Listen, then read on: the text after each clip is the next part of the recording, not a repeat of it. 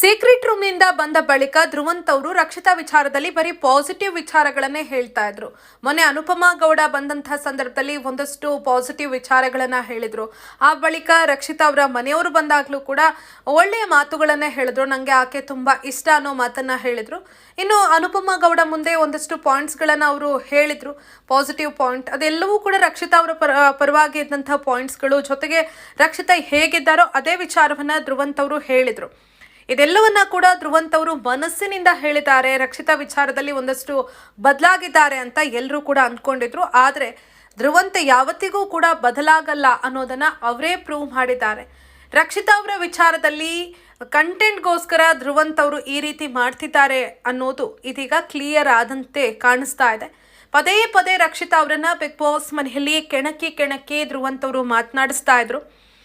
ಎಲ್ಲಿ ಹೋದರೂ ಕೂಡ ರಕ್ಷಿತಾ ಅವರನ್ನ ಸುಮ್ಮನೆ ಕೆದಕಿ ಏನಾದರೂ ಒಂದು ವಿಚಾರಕ್ಕೆ ಕಾಮಿಡಿ ಮಾಡೋದು, ಅದು ಮಾಡೋದು, ಇದು ಮಾಡೋದು ಮಾಡ್ತಾನೆ ಇದ್ರು.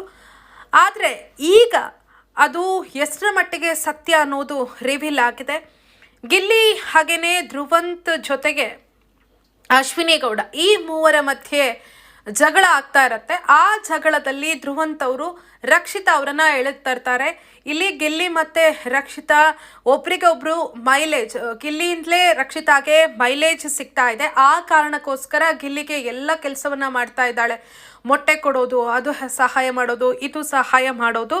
ಅವರಿಬ್ರು ಕೂಡ ಇದೇ ಕಾರಣಕ್ಕೆ ಜೊತೆಯಾಗಿದ್ದಾರೆ ಅಂತ ಆರೋಪವನ್ನ ಮಾಡ್ತಾರೆ.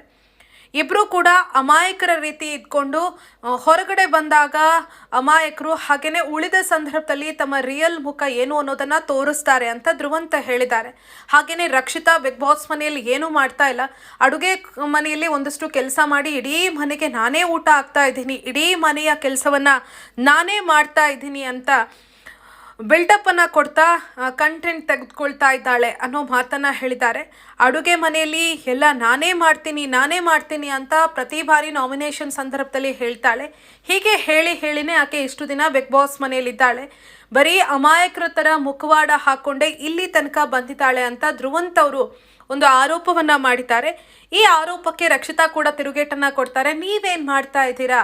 ನನ್ನ ಹೆಸರನ್ನ ಹೇಳ್ಕೊಂಡು ನೀವಿಲ್ಲಿ ಕಂಟೆಂಟನ್ನು ತೆಗೆದುಕೊಳ್ತಾ ಇದ್ದೀರಾ. ಬರೀ ಸ್ನಾನ ಮಾಡ್ತೀರಾ, ಪೂಜೆ ಮಾಡ್ತೀರಾ, ಅಲ್ಲಿ ಹೋಗ್ತೀರಾ, ಇಲ್ಲಿ ಹೋಗ್ತೀರಾ, ಅದನ್ನು ಹೊರತುಪಡಿಸಿದ್ರೆ ನೀವೇನು ಮಾಡ್ತಾ ಇದ್ದೀರಾ ಅಂತ ರಕ್ಷಿತಾ ಪ್ರಶ್ನೆ ಮಾಡಿದ್ದಾರೆ. ಈ ಜಗಳದಲ್ಲಿ ಒಂದು ನಾವು ಗಮನಿಸಬೇಕಾಗಿದ್ದು, ಹಾಗಾದರೆ ಧ್ರುವಂತ್ ಅವರು ಇಷ್ಟು ದಿನ ಹೇಳಿದ್ದು ಸುಳ್ಳ? ಮೊನ್ನೆ ಅನುಪಮಾ ಗೌಡ ಮುಂದೆ ಇದೇ ಧ್ರುವಂತ್ ಅವರು ಹೇಳ್ತಾರೆ, Rakshita multi talented girl, multi tasking ಮಾಡ್ತಾಳೆ, ಡ್ಯಾನ್ಸ್ ಮಾಡ್ತಾಳೆ, ಆ್ಯಕ್ಟಿಂಗ್ ಮಾಡ್ತಾಳೆ, ಅಡುಗೆ ಮಾಡ್ತಾಳೆ, ಹಾಗೆ ಮಾಡ್ತಾಳೆ, ಹೀಗೆ ಮಾಡ್ತಾಳೆ ಅಂತ. ಜೊತೆಗೆ ಯಾವುದಾದ್ರೂ ಕೆಲಸವನ್ನ ಆಕೆ ಕಮಿಟ್ ಆದರೆ ಆ ಕೆಲಸ ಮುಗಿಯೋ ತನಕ ತಾನು ಬಿಡಲ್ಲ ಅಂತ ಇದೇ ಧ್ರುವಂತ್ ಅವರು ಹೇಳಿದರು. ಆದರೆ ಇದೇ ಧ್ರುವಂತ್ ಇದೀಗ ಆಕೆ ಫೇಕ್, ಆಕೆ ಗಿಲ್ಲಿಯಿಂದ ಮೈಲೇಜ್ ತೆಗೆದುಕೊಳ್ತಾ ಇದ್ದಾಳೆ, ಆಕೆ ಏನೂ ಮಾಡ್ತಾ ಇಲ್ಲ ಅನ್ನೋ ಮಾತನ್ನು ಹೇಳ್ತಾ ಇದ್ದಾರೆ. ಬರೀ ಜಗಳ ಮಾಡಿ ಇಬ್ಬರೂ ಕೂಡ ಬರೀ ಬಾಯಿ ಮಾತಿಂದಾಗಿಯೇ ಇಷ್ಟು ದಿನ ಉಳ್ಕೊಂಡಿದ್ದಾರೆ. ಮಾತಾಡಿನೇ ಬಿಗ್ ಬಾಸ್ ಮನೆಯಲ್ಲಿ ಸುಮಾರು 100 ದಿನಗಳ ಕಾಲ ಹತ್ರ ಆಗ್ತಾ ಬಂತು. ಇಷ್ಟು ದಿನ ಉಳ್ಕೊಂಡಿದ್ದಾರೆ ಅನ್ನೋ ಮಾತನ್ನ ಹೇಳ್ತಾರೆ. ಇಲ್ಲಿ ಒಂದಂತೂ ಕ್ಲಿಯರ್ ಆಗಿ ಗೊತ್ತಾಗಿದೆ, ಧ್ರುವಂತ್ ಅವರು ರಕ್ಷಿತಾ ವಿಚಾರದಲ್ಲಿ ಹಾಗಾದ್ರೆ ಇಷ್ಟು ದಿನ ನಡ್ಕೊಂಡಿದ್ದು ಫೇಕ್ ಅಂತ. ಧ್ರುವಂತ್ ಅವರು ಮೊನ್ನೆ ಇಷ್ಟಿಷ್ಟುದ ಭಾಷಣ ಮಾಡಿದ್ರು. ರಕ್ಷಿತಾ ಅವರು ಹೇಳಿದ್ದು ಸರಿ, ಅವರು ಏನೇ ಡಿಸಿಷನ್ ತೆಗೆದುಕೊಂಡ್ರು ಅದರ ಹಿಂದೆ ಒಂದು ಒಳ್ಳೆ ಉದ್ದೇಶ ಇರತ್ತೆ. ಎಲ್ಲ ಕೆಲಸವನ್ನ ಮನಸ್ಪೂರ್ವಕವಾಗಿ ಮಾಡ್ತಾರೆ. ಬಿಗ್ ಬಾಸ್ ಮನೆಯಲ್ಲಿ ಪ್ರತಿ ಕ್ಷಣ ಜೀವಿಸ್ತಾರೆ. ಸಿಕ್ಕಾಪಟ್ಟೆ ಎನರ್ಜಿ ಇದೆ. 10 ಜನಕ್ಕಿರುವಂತಹ ಎನರ್ಜಿ ಆಕೆ ಒಬ್ಬಳಲ್ಲಿದೆ. ಈ ರೀತಿ ಪುಂಖಾನುಪುಂಖವಾಗಿ ಭಾಷಣವನ್ನ ಮಾಡಿದಂಥ ಧ್ರುವಂತ್ 2-3 ದಿನಗಳಲ್ಲೇ ಈ ರೀತಿ ಉಲ್ಟಾ ಹೊಡಿತಾರೆ ಅಂದ್ರೆ ಆ ವ್ಯಕ್ತಿಯನ್ನ ನಂಬೋದಕ್ಕೆ ಹೇಗೆ ಸಾಧ್ಯ ಅಂತ. ಇದೀಗ ರಕ್ಷಿತಾ ವಿಚಾರದಲ್ಲಿ ನಾನು ಮಾಡಿದ್ದು ಡ್ರಾಮಾ ಅನ್ನೋದನ್ನ ಅವರೇ ರಿವೀಲ್ ಮಾಡಿದ್ದಾರೆ. ಆ ಮೂಲಕ ಇಷ್ಟು ದಿನ ತಾವು ಧರಿಸಿಕೊಂಡಿದ್ದಂತಹ ಮುಖವಾಡವನ್ನ ಧ್ರುವಂತ್ ಅವರೇ ತೆಗೆದಿದ್ದಾರೆ. ಹಾಗಾಗಿ ರಕ್ಷಿತಾ ವಿಚಾರದಲ್ಲಿ ಧ್ರುವಂತ್ ಫೇಕ್ ಅನ್ನೋದು ಇದೀಗ ಗೊತ್ತಾಗಿದೆ. ಸೊ ವೀಕ್ಷಕರೇ, ನಾನು ಸೇರಿದಂತೆ ಬಹುತೇಕರು ಧ್ರುವಂತ್ ಅವರು ಬದಲಾಗಿದ್ದಾರೆ ಅಂತ ಅಂದ್ಕೊಂಡಿದ್ವಿ. ನಾನು ಕೂಡ ಹಾಗಾಗಿ ಒಂದಷ್ಟು ವಿಡಿಯೋ ಮಾಡಿ ಅವರಿಗೆ ಸಪೋರ್ಟ್ ಮಾಡಿದೆ. ಆದರೆ ಇದೀಗ ಅವರೇ ಅವರ ಮುಖವಾಡವನ್ನ ಕಳಿಸಿದ್ದಾರೆ. ಸೊ ವೀಕ್ಷಕರೇ, ಧ್ರುವಂತ್ ಅವರ ಈ ಒಂದು ವರ್ತನೆ ಬಗ್ಗೆ ನಿಮ್ಗೆ ಏನಿಸ್ತು? ಧ್ರುವಂತ್ ಅವರನ್ನ ನಂಬೋದಾ? ನಿಜವಾಗ್ಲೂ ಅವರು ಆಟವನ್ನ ರಿಯಲ್ ಆಗಿ ಆಟ ಆಡ್ತಾ ಇದ್ದಾರಾ? ಕಮೆಂಟ್ ಮಾಡಿ. ಹಾಗೇನೆ ಮತ್ತೊಂದು ಹೊಸ ವಿಡಿಯೋದೊಂದಿಗೆ ಸಿಗೋಣ. ನಮಸ್ಕಾರ.